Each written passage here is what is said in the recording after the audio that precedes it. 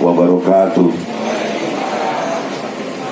Selamat pagi dan salam pagi hari ini. Kalau kita perhati ke kondisi hari ini, kata lain buat bergantung itu sama Tuhan saja. Realisasi itu paling tidak kalau terjadi 50. Nggak ada nak kita tunu lagi supaya 50. Nggak mungkin itu kan. Maka sekarang kita selesaikan sama-sama. Ngatasi secara daruratnya dulu mana. Berarti wong-wong ini nak ngontrak kan. Nak ngontrak dulu sementara agar anaknya baca tertata. Tapi sebelum ngontrak itu, sebelum pindah tempat, atau yang nak memperbaiki lahan lamonnya, tolong data dulu dokumen-dokumen pribadi, KTP, akta kelahiran, ijazah anak. Aku minta jangan nian isi. Kalau ada tabungan-tabungan bank itu gentilah kalau itunya. Aku minta Pak Lurah, Pak Camat, Disduk Capil, para sekolah-sekolah ini yang anak-anaknya hilang akte, hilang KTP mungkin orang tuanya, yang ijazahnya hilang, itu segera harus ada pembaruan. Kepada Polsek dan Ramil bantu ini prosesnya. Jangan sampai terhambat. Nah suasana COVID ini tahun jika ini tidak pergi-pergi pula. Memang tahun COVID itu bahasa Arabnya itu tahun, wabah itu. Wabah itu bahasa Arabnya tahun. Betah pula di kita nih. Lanjut kita nak sambung raso lagi sulit. Yang korban acara di 32 Ilir Palembang.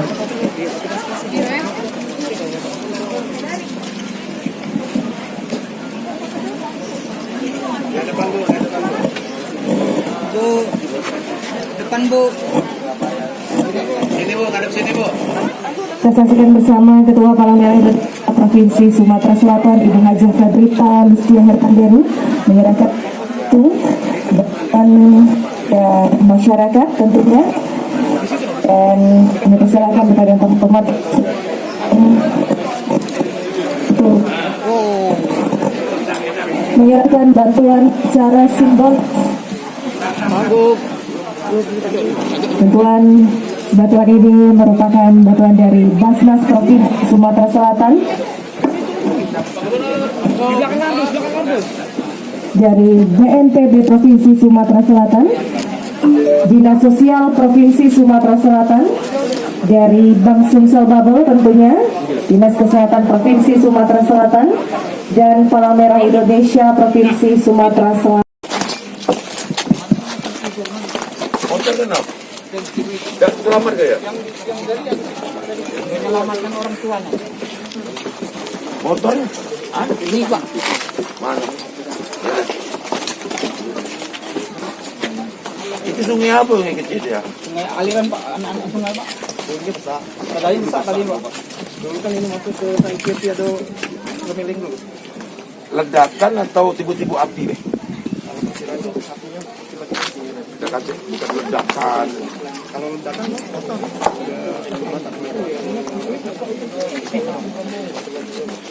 Mana motor? Pagi ini saya langsung meninjau lokasi kebakaran yang di lorong Serengam 1 ke 32 Ilir ini. Pasti yang pertama kita merasa prihatin sekali lihat kondisi ini. Ada 27 kakak yang harus kehilangan tempat tinggal. Terus anak-anak yang masih usia balita, belum lagi yang prasekolah, yang sekolah. Ini harus terganggu semua. Yang cari nafkah seperti ini motor. Kalau dia jadi ojol, hasilannya hilang gara-gara motornya.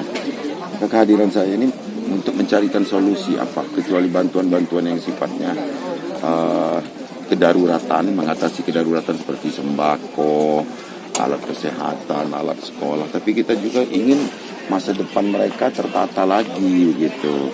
Tadi untuk sementara sambil nunggu program yang saya tunggu dari Pak Wali apa bentuknya, untuk saya sebagai gubernur akan membantu. Saya tadi sudah instruksikan untuk mengatasi biaya kontrak rumahnya selama 6 bulan sambil kita menunggu apa yang diinginkan oleh pemerintah kota, akan kita bantu untuk menata kembali tempat ini dan menghindari ke depan jangan sampai terjadi kebakaran.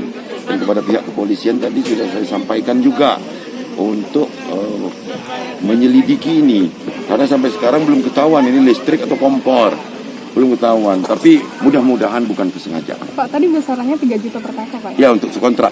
Untuk kontrak rumah. Per bulan apa gimana, Pak? Per bulan. Enggak, saya tanya sendiri berapa kontrak rumah di sini. 500.000 katanya. Oke, 6 bulan saya atasi.